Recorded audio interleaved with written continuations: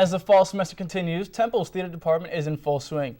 Molly Moran is here with more information. Yes, the theater department has a lot going on. Thanks, John. This year marks the 44th annual main stage season for Temple's theater program. Much anticipation surrounds the theater department after the announcement of this season's shows. Featured plays by William Shakespeare will be Richard III, Pudd'nhead Wilson, and Top Girls. During March, the musical A Chorus Line will be performed. The Tomlinson Theater is always booming with constant activities, so make sure to check it out. Currently, the theater's feature production is Urinetown. The play is set in the 1930s and provides comedic relief even with the serious subject matter as government corruption.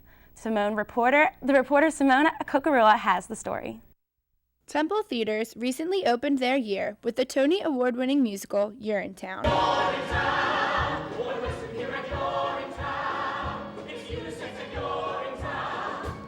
Urinetown is a satirical comedy based off of a fictional town suffering from a water shortage. As a result of this, town members must pay to use the public restroom.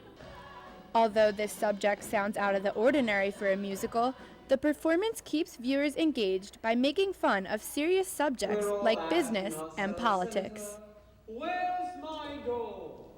It's a satire about a society where people are forced to pay to go to the bathroom. Cast and crew members alike have expressed their excitement to be a part of Tomlinson Theater's first production of the year.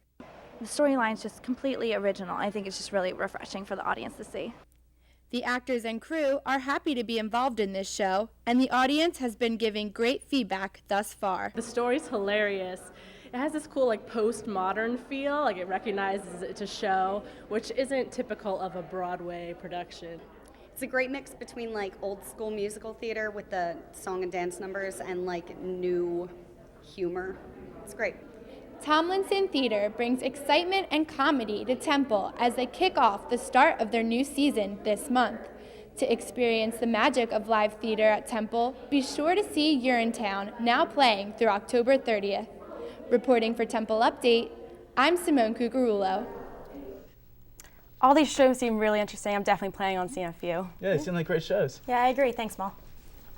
And coming up on Temple Update, Noelle Roby will show us how the football team did during homecoming weekend. But first, here's Sasheen Scott with this week's list of the top 5 celebrity Halloween costumes. Halloween creeping upon us. This list is dedicated to the top 5 celebrity costumes for 2011, according to Mimeo.com. Coming in at number 5 is Jack Sparrow. With the Pirates of the Caribbean on Stranger Tides, the big hit continues to be a pirate costume favorite. At number 4 is Lady Gaga. For 2 consecutive years, Lady Gaga costumes have taken over the stores, and this year is no exception. To really shock partygoers, attempt her most famous look, the meat dress. Coming in at number 3 is Charlie Sheen. With the star's winning antics and recent roasts, the Charlie Sheen mask and crazy shirt will be a sure party favorite. At number 2 is Prince William and Kate Middleton. With the wedding of the century, this couple's costume is a perfect fit to make a royal entrance at any party. And number 1 costume is Nicki Minaj. With so many inspired looks this year alone, Nicki Minaj is the perfect Halloween look to try instead of her last year's popular Barbie trademark. This has been the list. I'm Sasheen Scott. Temple Update will be right back.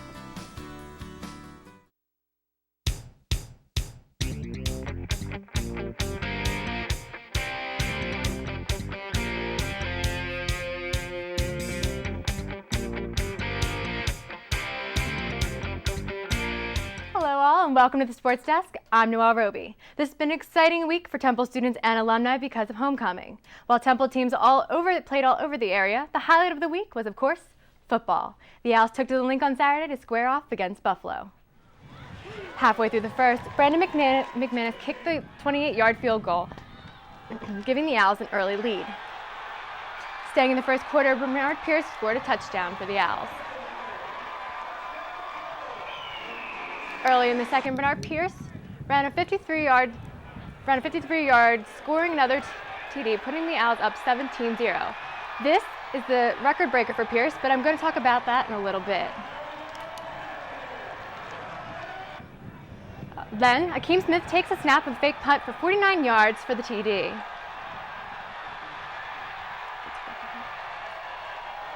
In the second half, Matt Brown traveled 58 yards to score another Temple touchdown. It was all the outs in this one, guys. Temple wins over Buffalo 34-0.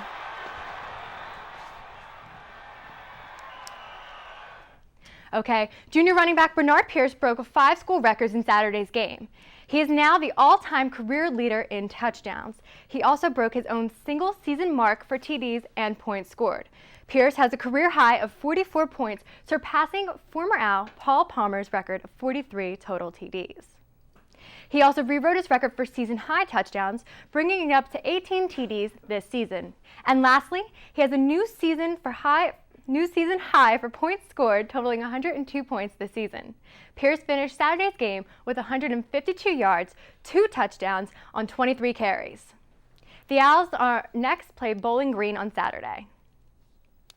All right, well, Steve Adazio isn't the only new coach here at Temple. The volleyball also has a new face on the sidelines. Updates Seth Wozniak caught up with the coach to see how he's doing. The Temple volleyball team underwent some major changes this offseason. Not only did they recruit new players, but they added new coach, Bakir Gagnes. I'm 32 years old. My playing career at the highest level ended 10 years ago due to injuries mostly. So I can't play anymore. Closest I can get to playing is coaching. That's one of the reasons I do this. So I have a lot of passion, a lot of love for this sport, and I want to transform that to my players as well. He still wants to be playing and he wants to be in our shoes. That's makes us want to play even harder for him. He's sitting there I wish I could play and I want to beat these guys so bad, and then it just influences us. I'm really hands-on. I'm really particular about technique, how we do things on the court. I'm very, very precise, and I have high expectations to my players, and I'm pretty demanding. A lot of times in drills where you have to get several balls in a row, if you don't get the first one, we just start over. It's very you have to be precise in every single point and every single play that you do.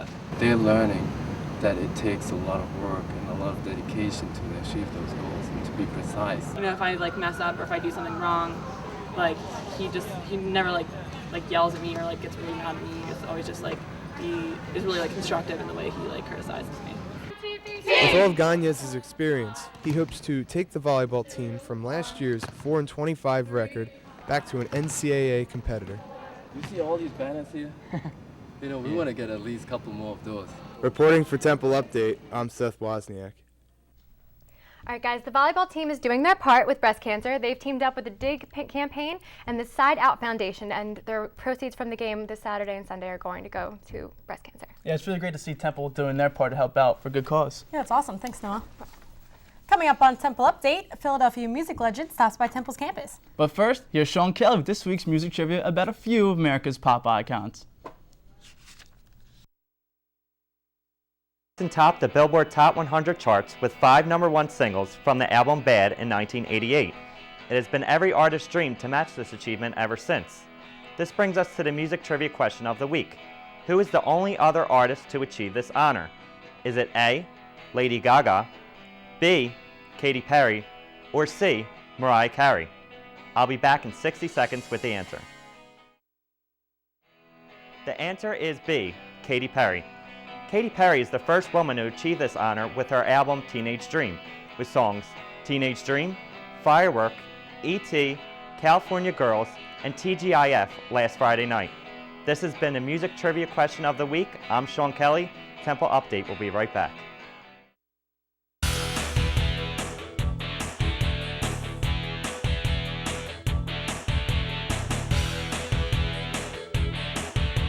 Here with this week's entertainment report is Antoine Hall. Antoine has information about a popular music venue. Yep, I sure do, Megan. Thanks. Philadelphia music legend Larry Magid stopped by Temple to promote his new book that is dedicated to the history of rock and roll. Updates Ashley Ickowitz has more. On October 12th, to hear Electric Factory co-founder Larry Magid speak. Magid gave his unique insight in the history of rock and roll and how the music scene grew to become what it is today. Larry explained how history played an important role in success in the music industry. I wanted to know about the history and read a lot of biographies of entertainers that helped me to understand what the future was going to be or what I wanted to become. Larry was a former student of Temple University and through Temple Press recently published the book, My Soul's Been Psychedelicized. The book was written in honor of the evolution of rock and roll that took place in Philadelphia since the opening of the Electric Factory in 1968. Andrew J. Levison explained why he was so excited to be at Paley. When I saw that he was speaking, I thought it would be exciting to see him because of his history with rock and roll. I didn't know that he had some of the same origins that I did, listened to the same shows as a kid that I did, which inspired him to become part of the rock and roll business. His success in the music industry led to promoting over 15,000 shows, including legendary musicians like The Doors, Bruce Springsteen, Pink Floyd, and the Grateful Dead. For 4 decades, Larry Magid and the Electric Factory have influenced the city of Philadelphia. This influence continues on to this day. Reporting for Temple Update, I'm Ashley Ivkovitz. And you guys can log on to electricfactory.com for a calendar list of performances that are coming up this season. That's a cool place. I'll have to check that out. Yep, definitely. Thank you, Antoine. You're welcome.